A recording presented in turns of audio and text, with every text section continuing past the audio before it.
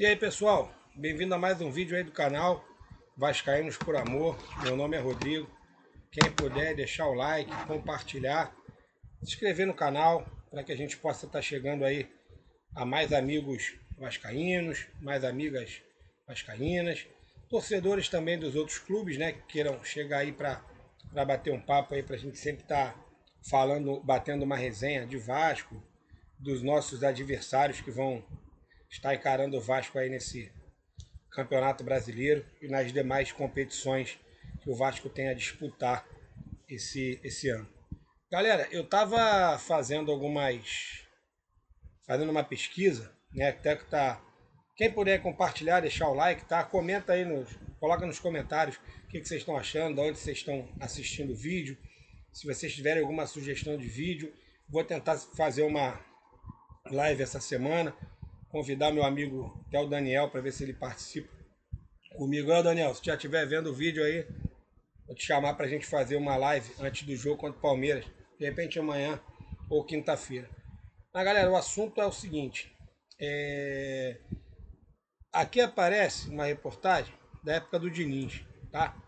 Vou colocar para vocês aqui, mas não já serve como um alerta aí para gente. Eu coloco que o Vasco não está sendo mais temido dentro de São Januário, né? O time do Vasco não está sendo como é que eu vou falar? O Vasco não está sendo mais respeitado dentro de São Januário, não está mais colocando sua força dentro do estádio. E aí se a gente pegar aqui, ó,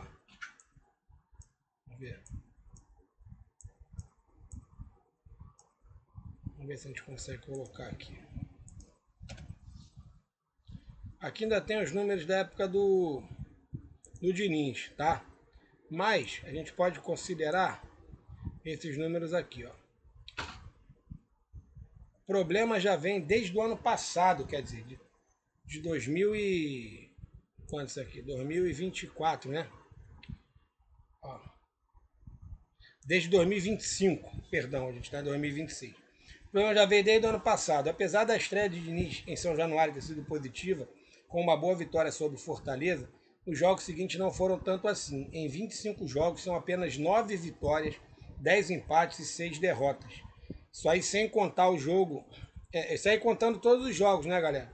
Pessoal, porque o Diniz ele jogou até o jogo contra o Fluminense. O Fluminense já foi no Maracanã. Então ele fez todos os jogos no São Januário esse ano. O Renato vai estrear o São Januário. E o Vasco, depois que o Diniz saiu, não jogou em São Januário ainda. E aí a torcida estava murchando, né?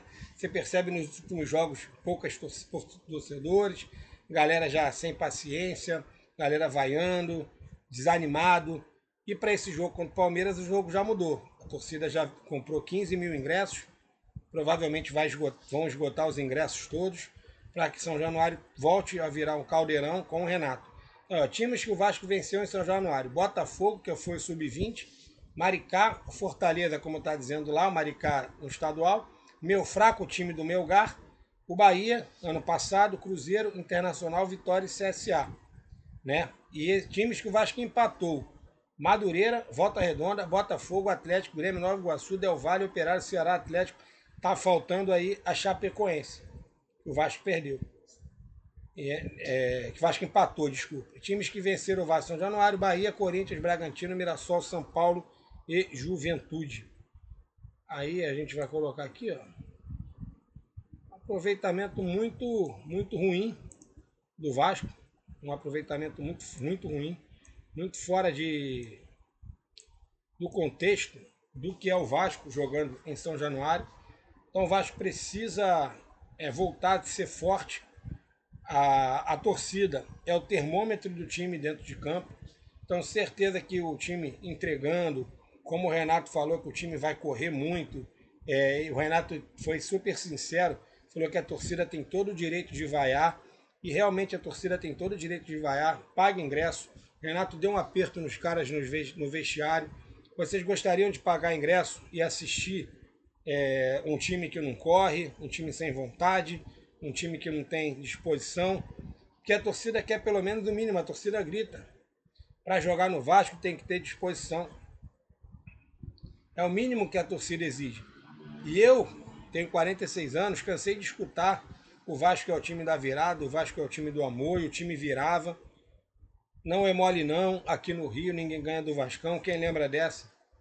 A gente cantava lá nos anos, final dos anos 90, início dos anos 2000, como a gente cantou essa música. Não é mole não, aqui no Rio ninguém ganha do Vascão. Podia vir qualquer um. É claro que a gente tinha um time muito bom, né? Os adversários não tinham um time tão bom quanto o nosso no final dos anos 90 e no início dos anos 2000. Mas isso não é de hoje. O Vasco sempre foi forte em São Januário, independente do time, né, que vinha aqui jogar contra a gente. Hoje, você pegar 90% da torcida do Palmeiras, os caras têm certeza que vão vir aqui quinta-feira e vão ganhar do Vasco. É obrigação, porque é o líder contra o lanterna. E mesmo se o Vasco tivesse ali em décimo, 12º, 13º, 90% da torcida do Palmeiras também ia ter a certeza e a confiança que iria vir aqui e ia ganhar do Vasco. Então a gente precisa mudar esse cenário. O time do Vasco precisa mudar isso. E aí só com atitude, só com vitórias, que a gente tem uma sequência muito difícil, como eu falei ontem. O Vasco tem o Palmeiras, o Cruzeiro, depois, se eu não me engano, o Grêmio, Fluminense, Botafogo, no meio tem o Curitiba. Então, assim, são jogos difíceis, onde o Vasco em 18 pontos precisa de pelo menos 12 para a gente poder respirar no campeonato. Mas vamos jogo a jogo, né? Depois a gente fala um pouquinho mais do jogo de quinta-feira. Rapaziada, muito obrigado. Agradecer a todo mundo aí que tem dado a força no canal. Vou ver se eu consigo amanhã, como eu falei, fazer uma live. E aí convidar o meu amigo Daniel, se ele estiver aí tranquilo para participar de uma live, para a gente bater um papo, falar um pouquinho do Vasco e das expectativas para o jogo de quinta-feira. Rapaziada, fica todo mundo aí com Deus. Saudações vascaínas, fui.